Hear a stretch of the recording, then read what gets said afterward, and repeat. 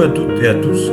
Dans cette vidéo, nous allons découvrir les circuits intégrés LM35. Ces circuits permettent de mesurer la température et d'obtenir un niveau de tension qui est proportionnel à cette incrémentation. Il est utilisé dans des thermomètres d'intérieur, il est aussi dans des appareils des stations de météo. Et il permet aussi de protéger thermiquement des alimentations ou des chargeurs de batteries. Et finalement, tout ce qui concerne la climatisation et le chauffage, il peut éventuellement être utilisé pour la régulation dans ces circuits. Nous allons nous en servir pour créer un thermostat très simple dans lequel on mesure la température et on active une sortie liée à un LED. Au niveau du packaging, il est présenté de 4 façons. La première, c'est la version TO92 en plastique, celle que vous voyez ici, dans laquelle la patte plus à gauche, c'est l'alimentation. La patte au milieu, c'est la sortie analogique proportionnelle à la température. Et puis, à côté, la dernière à droite, c'est la masse. Il existe aussi le packaging TO220 avec un dissipateur thermique. La version SMD, notamment pour des soudures en surface, sur 8 pins. Et puis, les packaging métalliques TOCAN, dans laquelle nous trouvons aussi ces 3 pattes qui sont l'alimentation, la masse et la sortie analogique.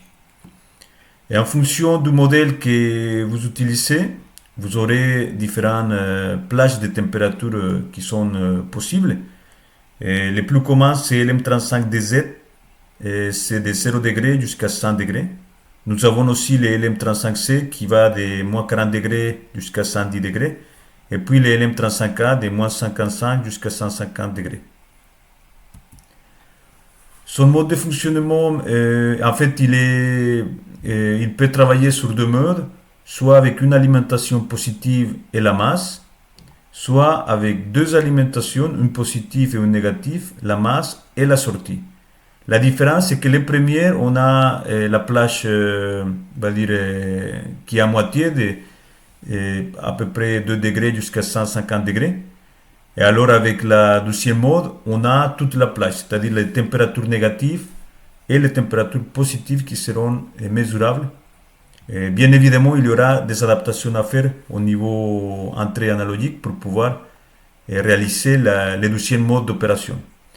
Dans notre cas, on va utiliser une entrée analogique, donc on utilise le mode 1, une alimentation à 5 volts, et puis en entrée analogique dans l'Arduino.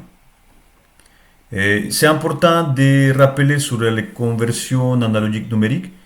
Il faut dire que ces capteurs utilisent un facteur d'échelle de 10 mV par degré Celsius. C'est-à-dire qu'à chaque degré Celsius, il y aura 10 mV qui seront disponibles en sortie. La référence, c'est de 5 volts. Et la résolution de notre entrée analogique, c'est de 10 bits. Donc c'est 1024 valeurs possibles qui seront données par les microcontrôleurs.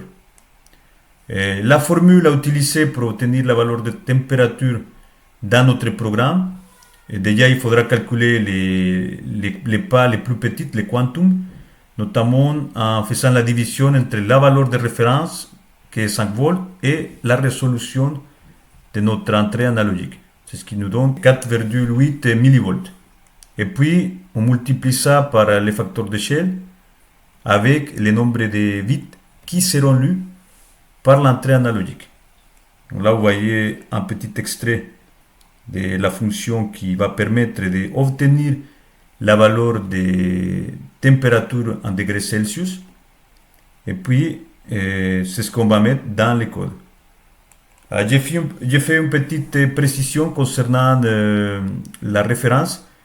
Et pour obtenir une meilleure précision du capteur de température, il faudra utiliser une valeur de tension de référence de 3 volts plus proche de la plage de notre capteur LM35. Moi j'utilise 5 volts, mais vous pourrez utiliser 3 volts si vous voulez plus de précision. Donc, c'est-à-dire que le quantum il va être beaucoup plus petit. C'est ce qui nous va permettre de détecter des incrémentations de température plus petites et plus précises. Les caractéristiques techniques, comme on disait, on a la possibilité d'obtenir les valeurs directement en Celsius à travers la formule qu'on a présentée. La précision garantie, c'est de 0,5 degrés à 25 degrés température ambiante. Et puis on a une faible consommation, les tensions entre 4 à 30 volts. La sortie, donc c'est de 6 jusqu'à -1. Et puis, on a aussi une petite courbe qui nous indique les erreurs qu'on peut atteindre en fonction de la température ambiante. Donc à 25 degrés, on est aux alentours de plus ou moins 0,5 degrés maximal. Donc plus on est dans les extrémités, plus l'erreur va être importante jusqu'à -1 degré, voire plus. Les brochages du LM35, juste pour rappel, la patte A c'est l'alimentation, la 2 c'est la sortie analogique et la 3, qu'on voit ici, c'est la masse. Le montage qu'on va utiliser, il est composé d'un afficheur qui possède 4 blocs. Donc là, il y a 4 chiffres. On a les résistances limitatrices d'intensité de courant pour chacun des segments de LED. Les LM35, comme voilà. La LED qui va permettre de faire représenter une sortie en actionneur. Et la carte Arduino. Puis on utilise les afficheurs à 4 chiffres qu'on voit ici, dans lesquels on a cette composition dans le nombre de segments. On essaiera de faire une présentation plus tard sur les afficheurs. Ici, on va simplement prendre en considération que c'est un afficheur qu'on appelle à cathode commun. C'est-à-dire que tous les cathodes de chacun des segments sont reliés entre eux. Et les anodes ils vont être commandés par les microcontrôleurs.